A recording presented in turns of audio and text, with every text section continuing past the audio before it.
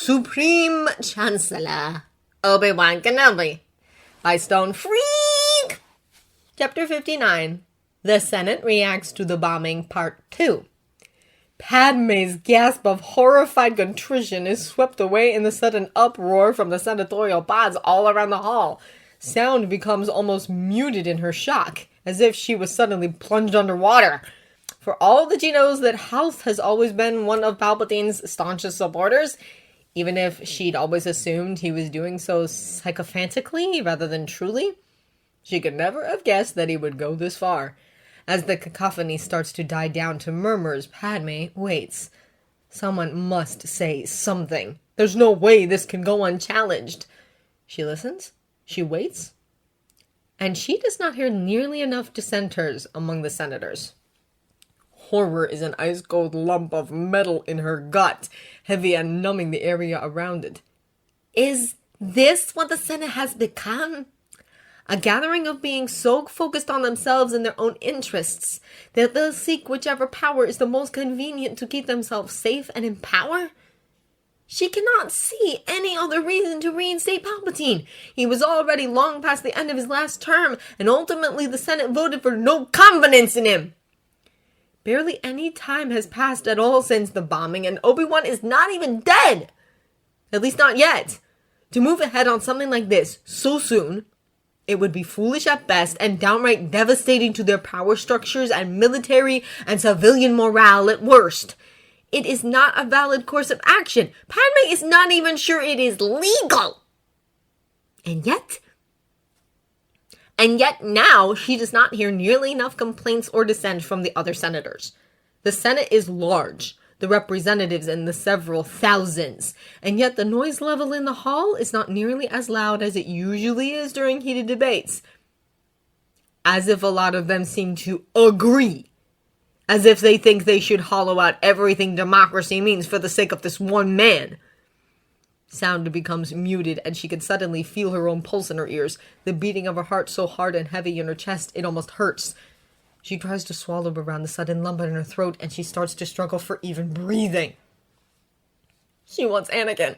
She wants to bury her face in his chest and pretend none of this is real, pretend they're back on Naboo before everything truly and utterly went wrong. A soft and warm hand on the back of her clammy neck startles Padme out of her reverie.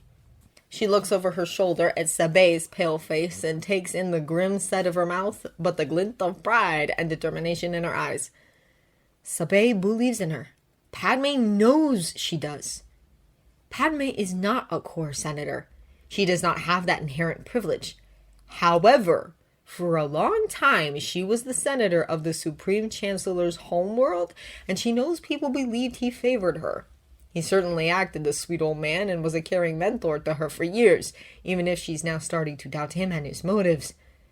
Palpatine put her in a position of power within the Senate, and her own skills meant she rose in esteem enough that she was the head of the anti-army faction before everything. She has a voice, she has power, and she knows she holds a lot of esteem. It's part of why it surprised her that Senator Mondai did not ask for her support in calling for the vote of no confidence against Palpatine. She would have lent her help to help draw the war to a close, bring back negotiations for peace. But perhaps she has not made her stance on that clear enough. Perhaps she has not been as clear in her wish for peace as she's believed. No matter, if no one else will make their voice heard properly, then Padme will. Bail cannot, as current moderator, so the responsibility falls to her. She places her hand on the senatorial pod panel requesting speaking rights. It quickly lights up green. Request granted. The pod detaches from the wall and hovers towards the middle. Padme draws a deep breath. Chin up, shoulders back, chest out, back straight. Senator Health. Silence descends in the hall, and Padme can feel the oppressive feeling of having the attention of so many beings at the same time. She stands tall. Former Chancellor Palpatine's 2 terms as Chancellor had long since ended, but were extended on Senate request until this Senate, this governing body of the Republic, voted for no confidence in his leadership. A grand majority of the senators around you, Senator Halls, lost confidence in former Chancellor Palpatine's ability to lead us. Breathe. To reinstate former Chancellor Palpatine's office would go against a majority decision of the Senate, and it would need to ignore the fact that he is currently being investigated by the Senate and the Jedi together for corruption charges. She takes a deep breath and forces her jaw to unclench before she continues speaking. Until this investigation is completed, should Supreme Chancellor Kenobi pass away, God's forbid it is acting Vice Chancellor Hahanash who will act as head of state. Such is the nature of this government. Anything else would undermine our political system and make us look weak in the eyes of our people and the separatists.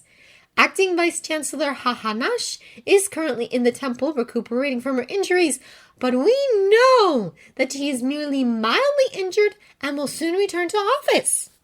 Padme forces her hands to stay relaxed. Do not clench into fists. It is the opinion of the Naboo system that your suggestion to reinstate former Chancellor Palpatine is inappropriate and should be immediately disregarded. Silence reigns for a few moments until it becomes clear that she has finished speaking. The noise level in the room immediately goes up again, senators shouting back and forth, and for a brief terrifying moment, Padme fears that the Senate will ignore itself, will demand the reinstatement anyway, that Palpatine's clause in many of the senators is simply too strong. She knows she's been growing increasingly uncomfortable with Palpatine and his general situation in the Senate. It's almost as if the longer she's been away from him, the longer she's had to think about it without seeing his kind face, the more dubious it all looks. And with the evidence Obi-Wan presented to get the corruption investigation going, it seems right to be suspicious. She cannot let the Senate go back on its decision. If it does, truly it would be a symptom of corruption beyond her wildest dreams. I fully agree with Senator Amidala, a voice calls out clear and strong amidst the cacophony. Senator Manda's bod sidles up to the right of Padme's, and she's once again reminded how hard Nangi are. Behind Senator Manda is a slightly smaller, more colorful Nangi, likely her attendant or perhaps a protege. If we are to reinstate a former chancellor who left his post due to no confidence, we might as well bring back former Chancellor Valorum, who at least hasn't gone over his term limit. Senator Mondai continues, interrupting Padme's train of thought. Chancellor Valorum?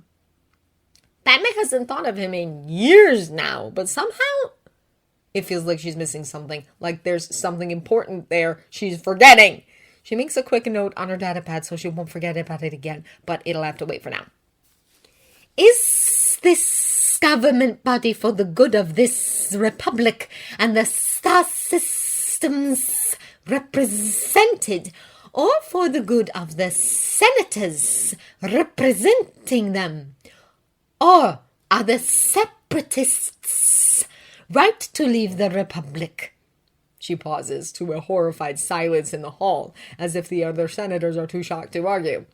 If the corruption in our system is so great that we reinstate an ousted head of state who's currently under investigation for corruption, mere days after an attack on our capital, while our current chancellor is still receiving medical attention, well, perhaps the separatists have a point.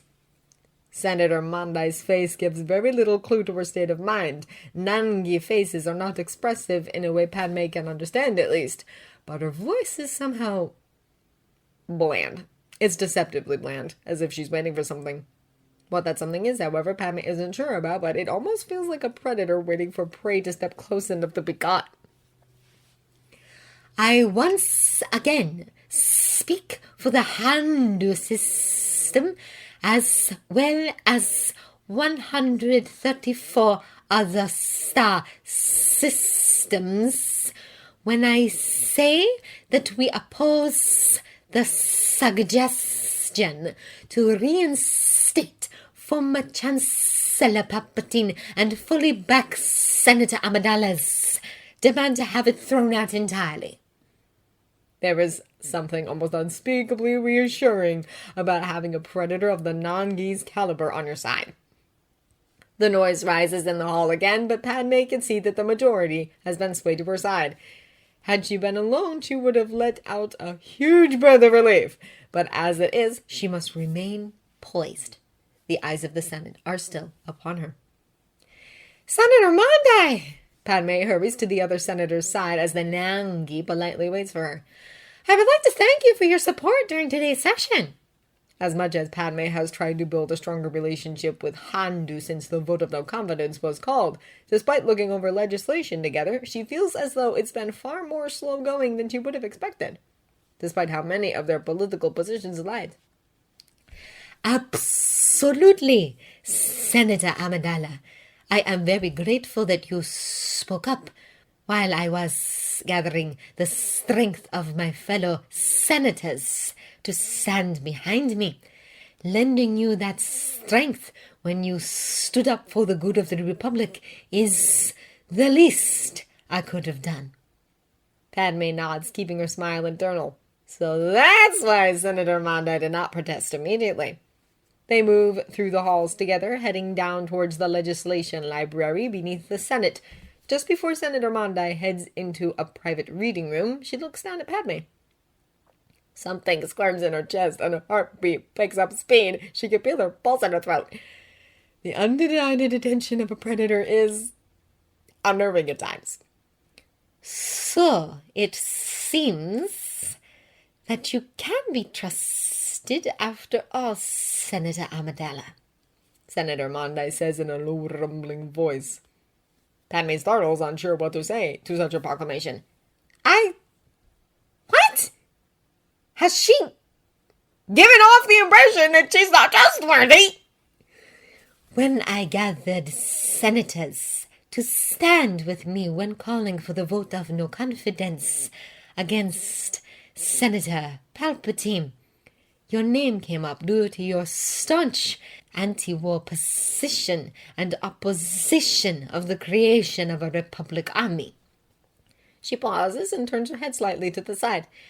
However, your close relationship with former Chancellor Palpatine, his apparent fondness of you, and the time you spent as his protege made you a very untrustworthy person. But now I see that perhaps the two of you were not as close as you appeared. She moves inside, and as she closes the door, she says one final thing. You were under his influence since you were very young, ever since you were the Queen of Naboo. I am glad to see that you have stayed strong and outside of his influence and manipulations. The door closes. Padme feels the hairs at the back of her neck stand up and cold sweat on her skin. Sabe clasps her hand, sweaty and clammy as it is, and Padme uses the familiar touch to ground herself to reality. Something about what Senator Mondai just said is very important. Sabe, we're heading back to the apartment. I have much to think about.